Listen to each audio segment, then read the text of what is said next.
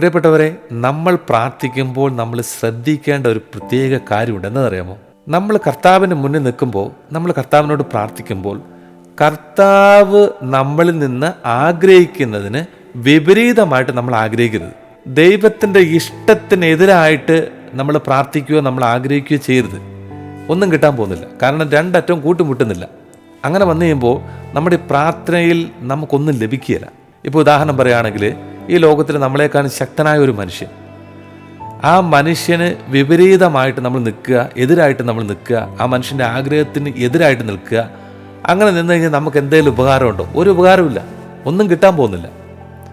എന്ന് പറഞ്ഞ പോലെ തന്നെയാണ് കർത്താവിൻ്റെ ആഗ്രഹത്തിന് വിപരീതമായിട്ട് നമ്മുടെ പ്രാർത്ഥനകൾ ഉയരരുത്. ദൈവത്തിൻ്റെ ആഗ്രഹത്തിന് അനുസരിച്ച് വരണം. എന്നാൽ അവിടുന്ന് എല്ലാം ഇങ്ങോട്ട് കിട്ടും, എല്ലാ അനുഗ്രഹങ്ങളും കിട്ടും. ഒരു തടസ്സമില്ലാതെ, ഒരു കുഴപ്പമില്ലാതെ നമുക്കെല്ലാം ലഭിക്കും. ഇനി ഇവിടെ ഒരു പ്രധാനപ്പെട്ട ചോദ്യമുണ്ട്. എന്താണ് കർത്താവിൻ്റെ ആഗ്രഹം? അപ്പം അങ്ങനെ ചോദിക്കുമ്പോൾ ഈ ആഗമന കാലഘട്ടത്തിലാണ് ഇതിനെക്കുറിച്ച് നമുക്ക് നന്നായിട്ട് മനസ്സിലാക്കാനായിട്ട് സാധിക്കുക. ദൈവം തൻ്റെ ഏകജാതനെ ഈ ഭൂമിയിലേക്ക് അയക്കുമ്പോൾ കർത്താവിൻ്റെ ആഗ്രഹം എന്തായിരുന്നു? അവിടെ ഈ ഭൂമിയിലേക്ക് ഈശോ വരുന്നതിൻ്റെ ലക്ഷ്യത്തെക്കുറിച്ച് എന്താണ് വിശുദ്ധ ഗ്രന്ഥം നമ്മളോട് പറയുന്നത്? മത്തായിയുടെ സുവിശേഷം 1-ാം അധ്യായം അതിൻ്റെ 21-ാം തിരുലിഖിതത്തിൽ വളരെ വ്യക്തമായിട്ട് പറയുന്നു, ദൈവപിതാവ് തൻ്റെ പുത്രനെ ഈ ലോകത്തിലേക്ക് അയക്കുമ്പോൾ പിതാവിൻ്റെ ആഗ്രഹം എന്തായിരുന്നു? വചനം പറയുന്നു, അവളൊരു പുത്രനെ പ്രസവിക്കും, നീ അവന് യേശു എന്ന് പേരിടണം. എന്തെന്നാൽ അവൻ തൻ്റെ ജനത്തെ അവരുടെ പാപങ്ങളിൽ നിന്ന് മോചിപ്പിക്കും. യേശു എന്ന വാക്കിന് അർത്ഥം തന്നെ രക്ഷകൻ എന്നാണ്. എന്തിൽ നിന്നാണ് രക്ഷിക്കുന്നത്? കടബാധ്യതയിൽ നിന്നാണോ? രോഗങ്ങളിൽ നിന്നാണോ? മറ്റു പല ഭൗതിക പ്രശ്നങ്ങളിൽ നിന്നാണോ? ഇതൊന്നുമല്ല. അവൻ തൻ്റെ ജനത്തെ അവരുടെ പാപങ്ങളിൽ നിന്ന് രക്ഷിക്കും. ഇപ്പം പിതാവ് പുത്രനെ ലോകത്തിലേക്ക് അയക്കുമ്പോൾ ഈ ലോകത്തിൽ നിന്ന് ദൈവം ആഗ്രഹിക്കുന്നത്, നമ്മളിൽ നിന്ന് കർത്താവ് ആഗ്രഹിക്കുന്നത് നമ്മുടെ പാപങ്ങൾ മോചിപ്പിക്കപ്പെടാനാണ്. ചുരുക്കത്തിൽ പറഞ്ഞു കഴിഞ്ഞാൽ നമ്മൾ വിശുദ്ധീകരിക്കപ്പെടാനാണ് കർത്താവ് ഈ ലോകത്തിലേക്ക് വന്നത്. നമ്മളെ എങ്ങനെയെങ്കിലും ഒന്ന് വിശുദ്ധീകരിച്ചെടുക്കുക, നമ്മുടെ പാപങ്ങളിൽ നിന്ന് നമ്മളൊന്ന് രക്ഷിക്കുക. നമ്മൾ വിശുദ്ധരായിട്ട് ജീവിക്കുന്നത് കാണാനായിട്ട് കർത്താവ് ആഗ്രഹിക്കുന്നത്. പക്ഷെ നമ്മൾ നമ്മുടെ പ്രാർത്ഥന ചോദിക്കുന്ന മുഴുവൻ ഈ ഭൗതിക കാര്യങ്ങൾക്ക് വേണ്ടിയിട്ടാണ്. അങ്ങനെയല്ല നമ്മൾ ചെയ്യേണ്ടത്. വിശുദ്ധിക്ക് വേണ്ടി പ്രാർത്ഥിച്ചാൽ മതി. അപ്പോൾ ഈ കാലഘട്ടത്തിൽ നമ്മുടെ ജീവിതത്തിലേക്ക് നമ്മളൊന്ന് ഇറങ്ങിച്ചെല്ലണം, ഒന്ന് ചകഞ്ഞ് നോക്കണം, മൊത്തത്തിലൊന്ന് ചകഞ്ഞ് നോക്കണം. എവിടെയാണ് വിശുദ്ധിക്ക് കോട്ടം തട്ടുന്ന കാര്യങ്ങൾ സംഭവിക്കുന്നത്? എവിടെയാണ് എനിക്ക് ക്ഷമിക്കാനുള്ളത്?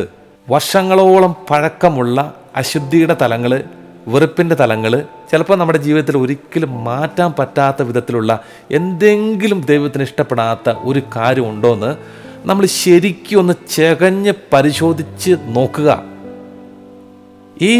ഈ ആഗമനകാലത്ത് നമ്മൾ ഇത്രയും ചെയ്താൽ മതി. നമ്മൾ ഈ ഭൗതിക കാര്യങ്ങളെക്കുറിച്ച് ഒന്നും വറിയാകേണ്ട ആവശ്യമില്ല. അത് എന്താണ് വറിയാകണ്ട എന്നതിനെക്കുറിച്ച് ഞാൻ പറയാം.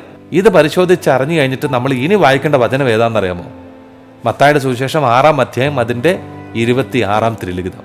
ആകാശത്തിലെ പക്ഷികളെ നോക്കുവിൻ, അവ വിതയ്ക്കുന്നില്ല, അവ കൊയ്യുന്നില്ല, കളപ്പുരയിൽ ശേഖരിക്കുന്നുമില്ല. എങ്കിലും നിങ്ങളുടെ സ്വർഗസ്ഥനായ പിതാവ് അവയെ തീറ്റിപ്പോറ്റുന്നു. അവയേക്കാൾ എത്രയോ വിലപ്പെട്ടവരാണ് നിങ്ങൾ. കണ്ടോ, വചനം പറയുന്നത് കണ്ടോ? ഈ ആത്മീയതയെക്കുറിച്ച് നല്ലൊരു അറിവ് ഇന്ന് ദൈവമക്കൾക്കില്ലാതെ പോയി.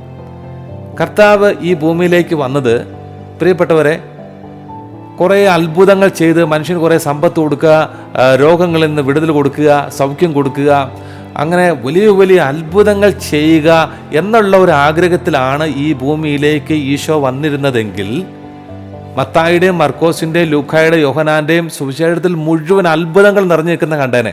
പക്ഷേ ഈശോ ഈ സുവിശേഷങ്ങളിൽ പറയുന്നത് മുഴുവൻ എന്താണെന്നറിയാമോ? നമ്മുടെ വിശുദ്ധീകരണത്തെക്കുറിച്ചാണ്. ക്ഷമിക്കാൻ എത്രയോ തലങ്ങളിൽ പറയുന്നുണ്ട്, പാപം ചെയ്യുന്ന എത്രയോ തലങ്ങളിൽ പറയുന്നുണ്ട്, നീതി പ്രവർത്തിക്കുന്ന എത്രയോ തലങ്ങളിൽ പറയുന്നുണ്ട്. മറ്റെന്തെല്ലാം നന്മകൾ ചെയ്യണം, വിശുദ്ധിയോടെ ജീവിക്കണം എന്നുള്ള കാര്യങ്ങളെക്കുറിച്ചല്ലേ കർത്താവ് മുഴുവൻ ഫോക്കസും കൊടുത്തിരിക്കുന്നത്. ഈ അത്ഭുതങ്ങളൊക്കെ അവിടെ ഇവിടെയൊക്കെ അല്ലേ, കുറച്ചല്ലേ ഉള്ളൂ, അധികമൊന്നുമില്ലല്ലോ.